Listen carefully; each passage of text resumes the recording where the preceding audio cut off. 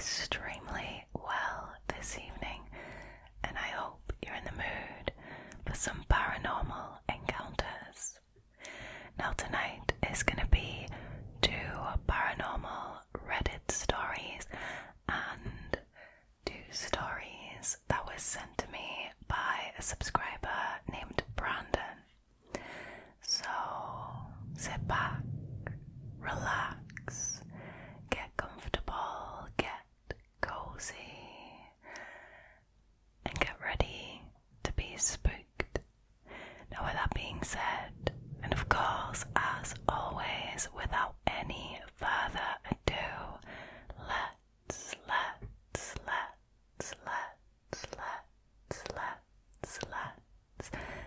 get into the first story, shall we? Alrighty, so the first story for tonight was originally posted by a Redditor called Rick-Wise-19.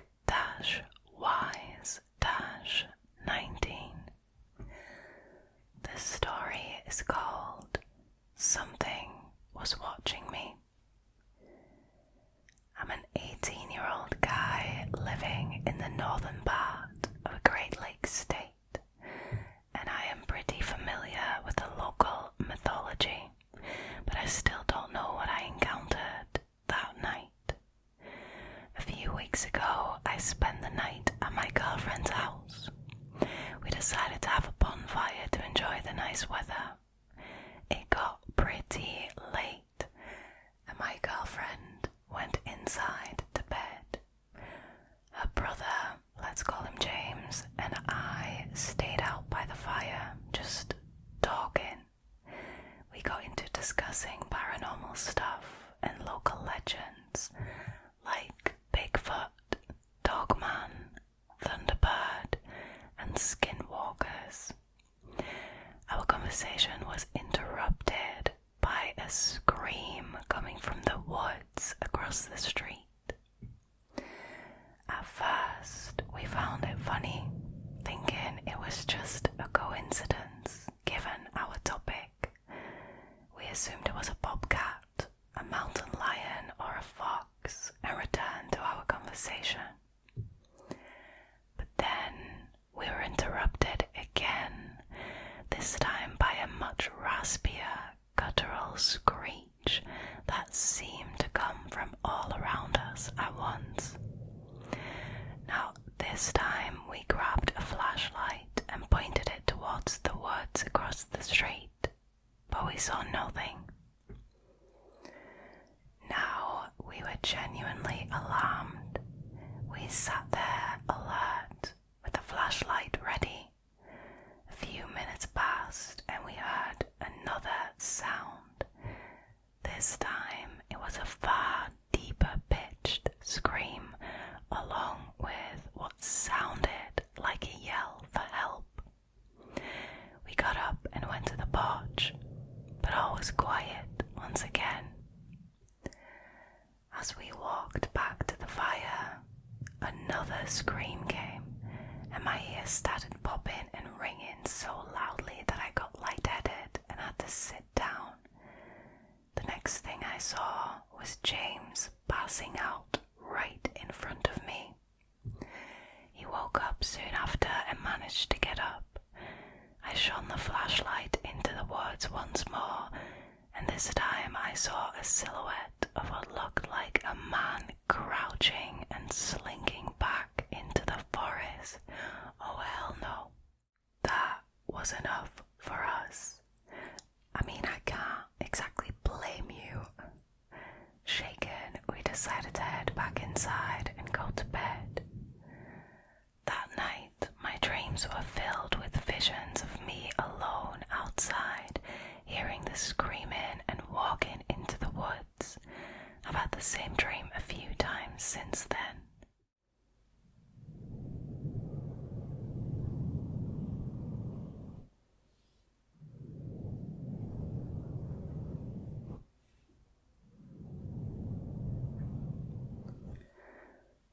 Wow. Honestly, with this one, you can kind of theorize and say it's some kind of prankster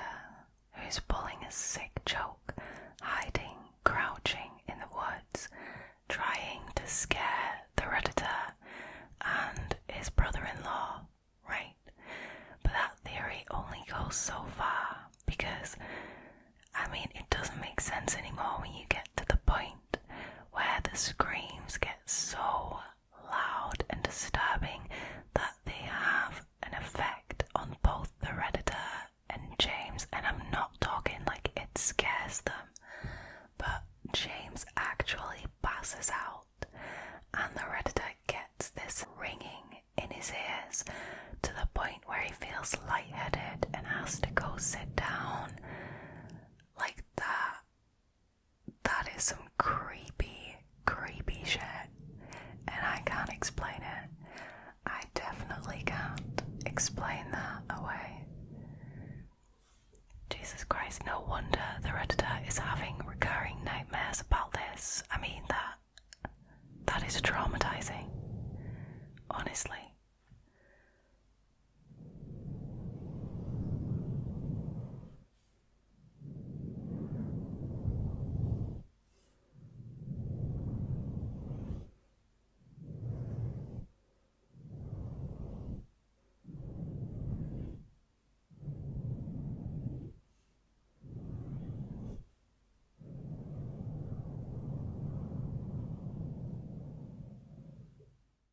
Alrighty, moving on to the next story, and this one was originally posted by a Redditor called Kind of a DP. The story is called The Midnight Pool Encounter. About 10 years ago, my neighbours went on vacation and left me in charge of their house. I was responsible for feeding their pets, and in return they let me use their beautiful in-ground pool whenever I wanted. This family was kind to me, but they had a lot of issues. Despite being well off, they never seemed happy.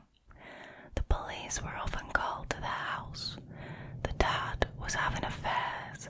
The mom got really sick and eventually passed away, and the kids had their own problems. This becomes relevant later. One night during my stay there, I invited my girlfriend over for a swim. The sky was pitch black with no wind and not a cloud in sight. We couldn't figure out how to turn on the pool lights, but the moon was so bright that it wasn't a problem. The pool was kind of shaped like a peanut, and it was pitch black and still, but it was almost like a mirror reflecting the moonlight, so it wasn't an issue that we couldn't turn the lights on. The shallow end was about 4 feet deep, while the top, deeper part of the pool had a water slide. We swam in the shallow end for about half an hour. As I walked up to my girlfriend to give her a hug, we were both startled by a noise coming from the deep end of the pool. At first, we thought it was the water filter gurgling, but it was too loud for that to be a plausible explanation. We turned our heads towards the deep end, and we saw a silhouette of a head sticking out of the water at the bottom of the water slide.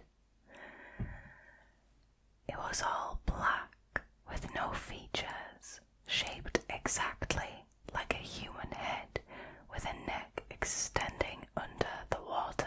No, absolutely not. Absolutely not. And for some reason this is reminding me of The Ring. I don't know why, but that's just the kind of mental image that I'm getting. Absolutely not. The noise, which sounded like heavy, rasping breathing, oh god no, was coming directly from this shape. We looked at it for probably 5 seconds.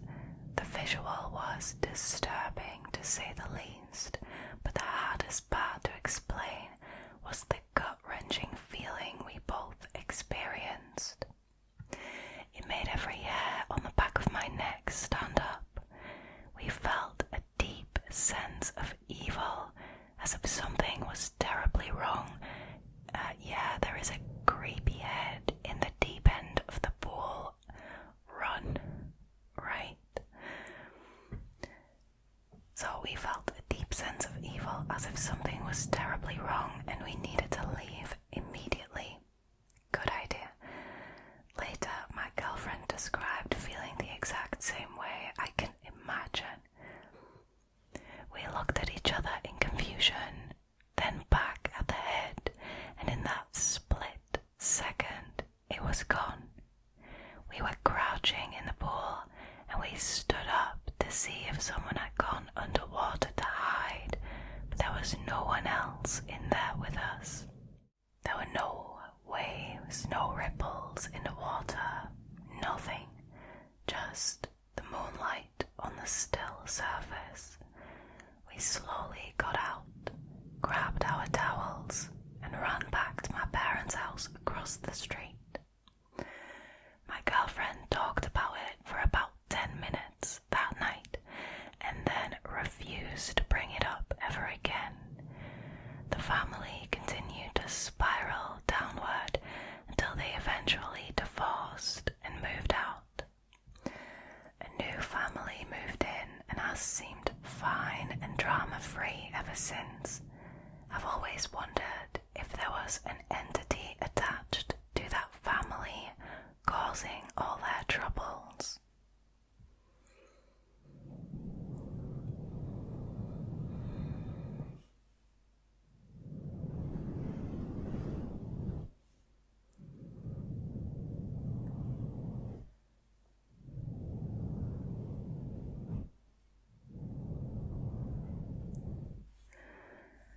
People in the comments are suggesting that this family had so much going on and there was so much negative energy, and there are certain entities that feed off of this negative energy and therefore latch themselves onto a member of the family, which could be an explanation as to why the new family that moved in didn't have any issues or any drama.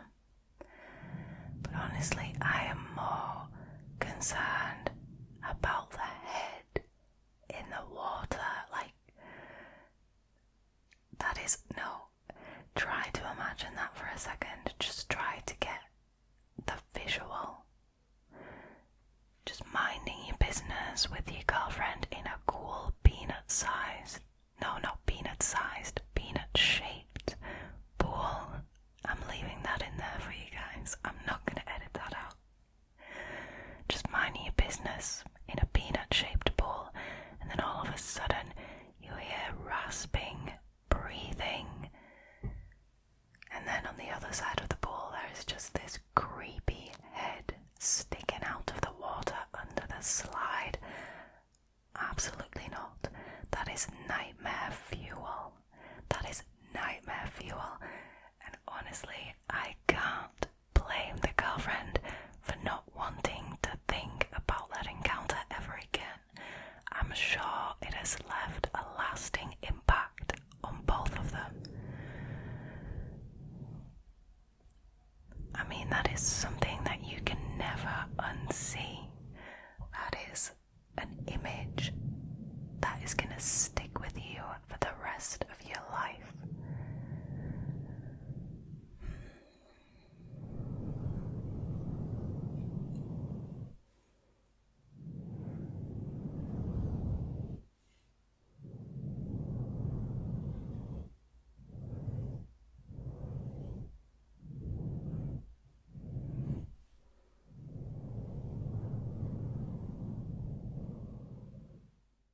Alrighty, moving on to the two stories that subscriber Brandon sent through to the channel, which thank you so much, Brandon, for sharing your experiences with us. The first story is called The Lines. Before we start, nobody knows the full story I'm about to tell you.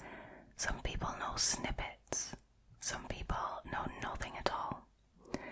The only people who know the full story are the 3 people who were there that night, myself and 2 of my friends. It has been almost 12 years since this event happened, and has been kept quiet for one simple reason: nobody would believe me. And why should they? I still don't quite believe it myself. Before this event, I was on the fence about the paranormal, but this turned me into a believer. This story is nothing but fact from 3 eyewitnesses who saw the exact same thing. Nothing's fabricated, and everything you're about to hear really happened. The lines are a long, winding path that goes from one town to another. There used to be railway lines a long time ago. My home is just down the street from one end of the lines. You can see it from my bedroom window. My friends lived nearby. One lived next door and the other behind my house. I can't remember the exact time, but it couldn't have been too late, as I was only 12 years old at the time. I remember walking towards the lines for no particular reason, just spending the day exploring, laughing, and chatting with my friends. I was walking in front, while the other 2 lagged behind. Beside the lines, there were houses, and separating them from the lines was a large wooden fence. The fence is now gone, but my memories of it are very clear. Not because it was abnormal in any way, but because of what transpired there. As I looked up from the ground while walking, I saw a glowing white figure in the distance climbing over the fence. No facial features, no hair, nothing. Just this glowing figure climbing over the fence, the brightest white I've ever seen. Did I run? Yes. Good, Brandon, I can't blame you for running. I would run for the hills too. Did I cry? Oh God, yes. I mean, you would. But what terrified me the most was that my 2 friends, lagging behind, did exactly the same thing. We ran back to my house, went up to my bedroom, and looked out of my window towards the lines. We could still see the fence, but in the distance there was a mass of light fading in and out, never stopping, never delaying its rhythm. We shut the curtains, absolutely terrified. My friend decided it was time for him to go home, but we needed to walk past the lines to get him there. Now we weren't going to let him walk alone, so the 3 of us went on our way together. That's good, you know, friends who stick together and protect each other. You would think that this wouldn't get any worse, that the mystery would end there, but there was one last thing that happened. This detail is known only by 2 people, as it has never been spoken about because it is too difficult to believe it. As my friend and I dared to look towards the lines, we saw a face, a floating face, a massive, grinning face. In the distance, it was grinning too. That makes it 10 times worse. What is up with the grinning? What is up with the grinning at entities doing this too now? Is this a thing now with entities? Honestly, I looked away, thinking my eyes were playing tricks on me, until we reached my friend's house and he whispered in disbelief, "Did you see that face too?" Nothing else happened that night. Nothing else happened for a long time. I walked up and down those lines many times, and nothing ever happened again. until a warm summer night in August 2015, 3 years after the first event.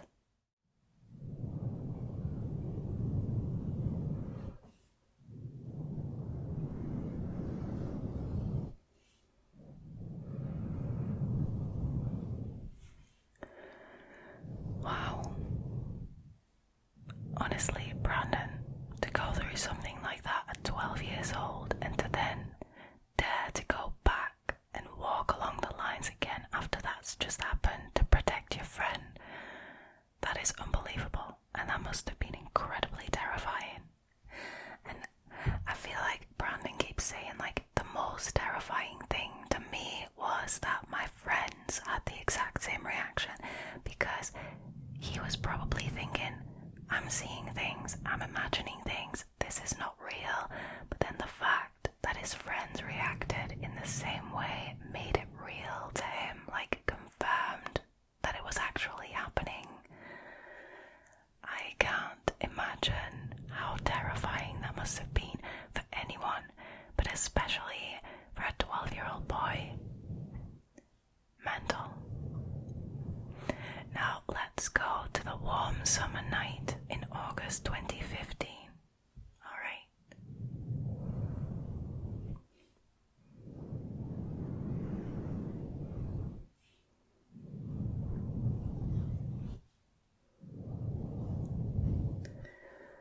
This one's called The Bridge Over Trouble. I was in a relationship at the time. Nothing serious. I remember being out with my friends and my girlfriend all day. By night time, I had gone home and my girlfriend had walked her friend home. Yes, I know I should have walked her home, but I wasn't the smartest back then. You are only 15 though, Brandon, so all is forgiven.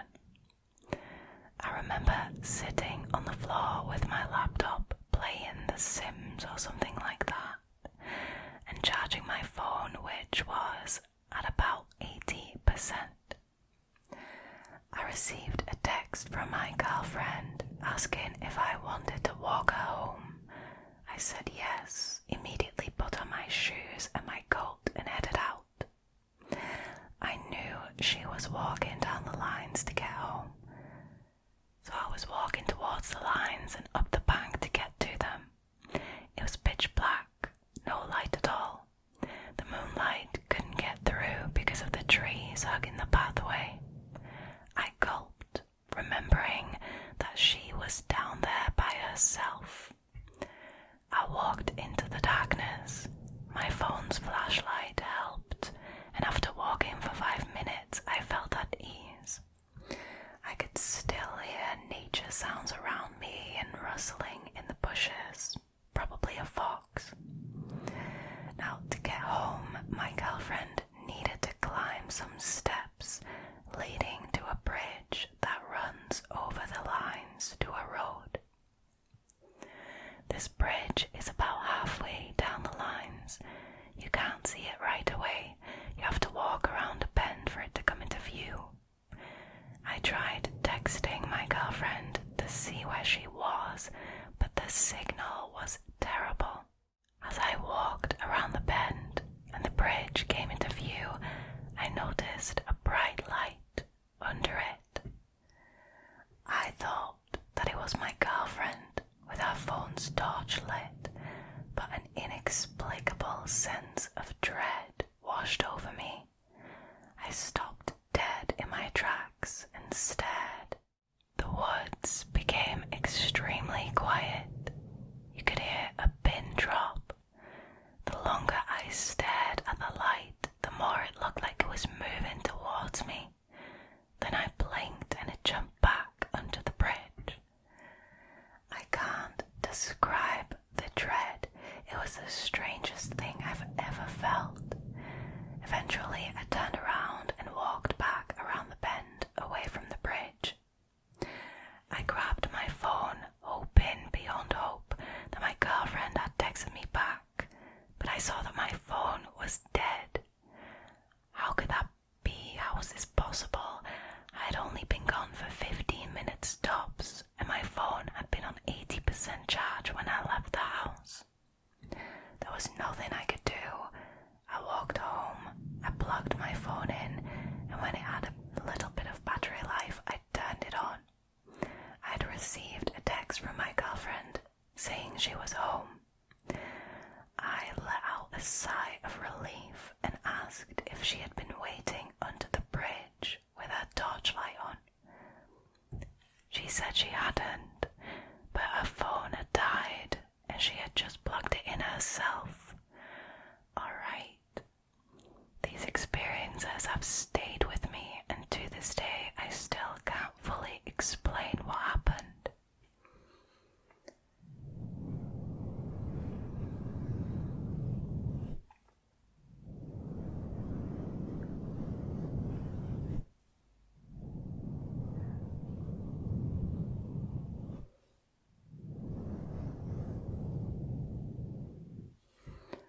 I mean, it is definitely strange, first and foremost, that once again, after 3 years of seeing nothing, after 3 years of nothing happening along the lines, all of a sudden, this bright white light is back.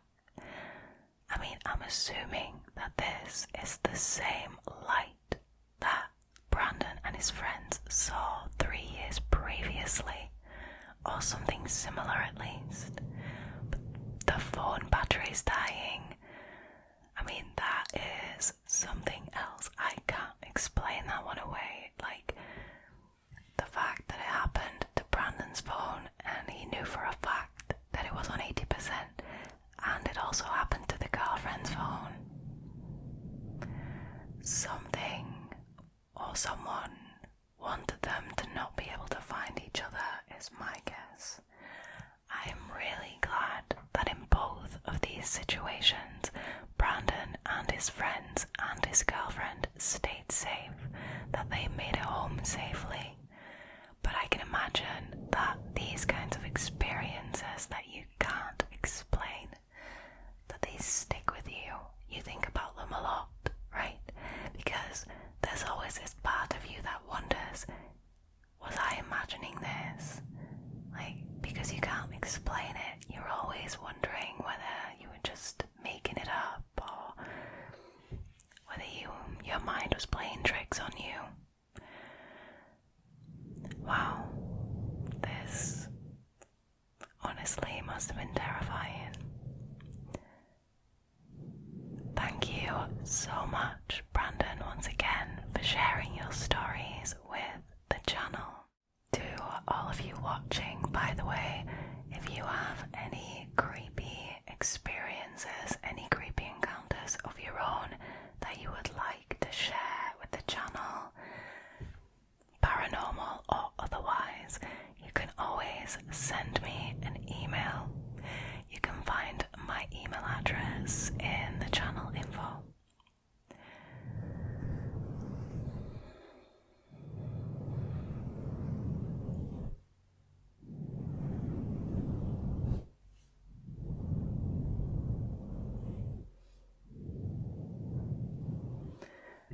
Alright, you guys, that was it for tonight's scary stories. I hope you enjoyed this episode. Thank you so much for choosing to hang out with me again tonight. If you like this video and you haven't already, please consider subscribing to the channel, liking this video and leaving a comment down below. It really helps. Now I will see you guys for next week's video. Now all there is left for me to do is to wish you a very,